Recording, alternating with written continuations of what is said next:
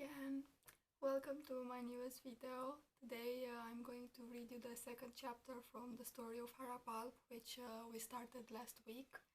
I really hope you're going to enjoy it. It's going to be a very short chapter because I have to go out in a little bit. So have fun. Chapter 2. They went and they went a day, 2 days, maybe more, until they entered into a strange and deep wood. Silvery chandeliers of Spanish moss were covering each of the long tree branches, and sneaking eyes of unknown creatures blink, twinkle, and wink from everywhere. Not too far away from the wood boundary sprang at them a tall character with no hair on his head. He said loud and challenging, "Good day, young man. My name is Baldman. Do you need some help on your way? Can I be your shield bearer, or I could be your attendant or your servant? It is so dangerous to ride alone through these places. In any moment a wild beast can jump in front of you, suddenly ending your trip. You need a man like me, because I know very well these places." "Maybe I need, maybe I do not need," said the prince, looking in the bald man's face. "For now, I'll take my chances alone." And drawing the horse he continued his trip. While they were advancing through the deep forest, the bald man appeared again in front of the prince and his horse, this time disguised in other clothes, and he said, "Good way, traveler." "Have a good heart," said the prince, and thought, "How many bald men are in this country?" "Oh, my heart," said Bald Man, "we all know a good man is not always the lucky one. I'm not against work, but I worked in vain and for no compensation all my life. I know a proverb that says, 'If you serve a poor master, you will always be a poor servant.' Do you need a good servant? Do not think too much. Take me to serve you and be helpful in your trip. These places are dangerous and you are alone." "For the moment I do not need help," said the prince with a hand on the handle of his sabre. "I can help myself, thank you." And the prince went away. The prince and the horse went and went through the dark forest for a long time. At some point they arrived at the bifurcation where a long cut tree was lying across the road. The prince did not know which way to take. "What a mess," he thought. "It is nothing around, no village, no man, no signs. I can see only wilderness. I am so sorry now that I did not accept the offers of those bald men for guidance. It is true, my father advised me against them and their insidious offer of service, but I do not think that it is so bad." While he was awaiting there, lost in the woods, guess who appeared before his eyes? It was the bald man himself, this time disguised in another cloth and riding a good-looking horse. With a changed voice he spoke these: "My poor man, you are the wrong way. You are certainly a stranger, and you do not know these places. You are lucky that I am here, for down in this valley there is an awful bull that killed a lot of people. Go back, or go ahead, but take someone to help you. Take me if you want." The prince thought, "Why on earth are there so many bald men in this woods? However, it seems they are kind and generous, for they keep offering their help, as opposed to what my father advised me." And then, with loud voice, he said, "It seems I have to accept your offer, my good man. I will tell you the truth. When I left home, my father advised me to stay away from red-bearded men, and especially from bald men.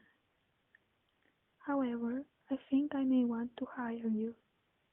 "Traveler," said Baldman, "if this is what you think, be careful. You will not find the help you want, because in this place there are only bald men. Now tell me, what kind of harm can happen to you if you hire me? Don't you know the the blue ones. You can thank God for finding me. I would say, hire me. I want to serve you, my prince. Do not doubt that. The night is falling, and you do not appear to have a good horse. With this old one, I'm afraid you'll fail to move too much ahead. I am so sorry for both of you. I don't know what to do, said the prince. Since I was a child, I used to listen to my father, and so I'm frightened to hire you. I saw in my way two bald men. I believe now that I am in Bald Man's land. I reckon I have to hire you. Thus the prince hired Bald Man to be his shield bearer and helper on the travel, and they continued together.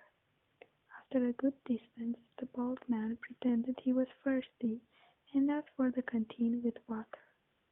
The prince gave it to him, and the bald man put it into his mouth and suddenly overthrew it.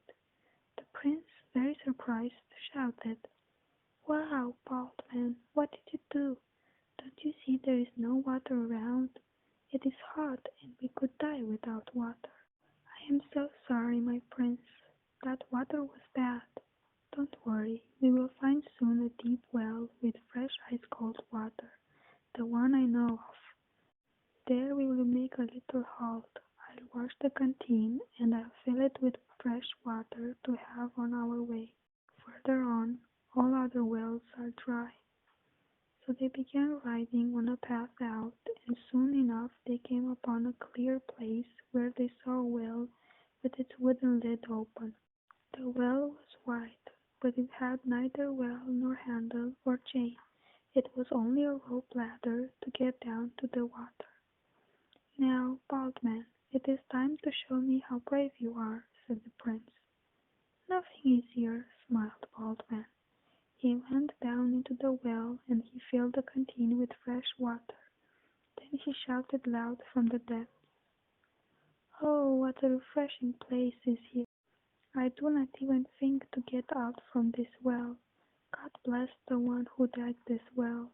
On hot days like this, it is so good to relax down here in this cool place." After a while, he got out from the well and said, "My prince, I'm feeling light as a feather, and I feel like flying. Don't you like to go down there yourself to refresh?" The prince, being not trained at all in such quackery, went down careless in the well, without thinking yet what could happen to him. As he stood inside, and felt fine in the refreshing air, the bald man dropped the heavy lid on the well with a big noise, and jumping on it, said with a triumphant voice, "Ha, son of a wise man! Were you looking for a trap? You just fell in it. How easy it was to catch you! Now you must tell me who you are for real. Where do you come from, and where do you go? If you don't tell me, your bones will rust in this well." The prince was like paralyzed. He could not do anything but tell Bald Man the whole story. He told him everything in detail, and the bald man was very pleased. Laughing, he said, with a poisonous voice, "Well, son of a viper, this is all I wanted to know from you. If you had told me lies, I would kill you, but I take pity of your youth. If you want to see again the sun with your eyes, and step again on the green grass, swear now by your saber that you will give me obedience and submission in all, even if I ask you to jump into the fire.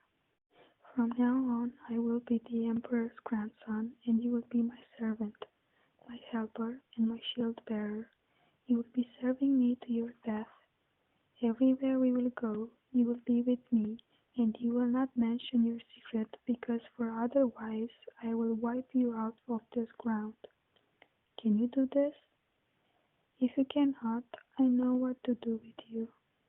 The prince, seeing himself caught in this trap, swore full obedience and good faith to Bald Man, hoping for help only in God and his mercy. Next thing, Bald Man laid his hand on the emperor's letter to his brother, on the money, and on the prince's weapons, pulled the poor prince out of the well, and said, From now on, your name will be Harap Alp.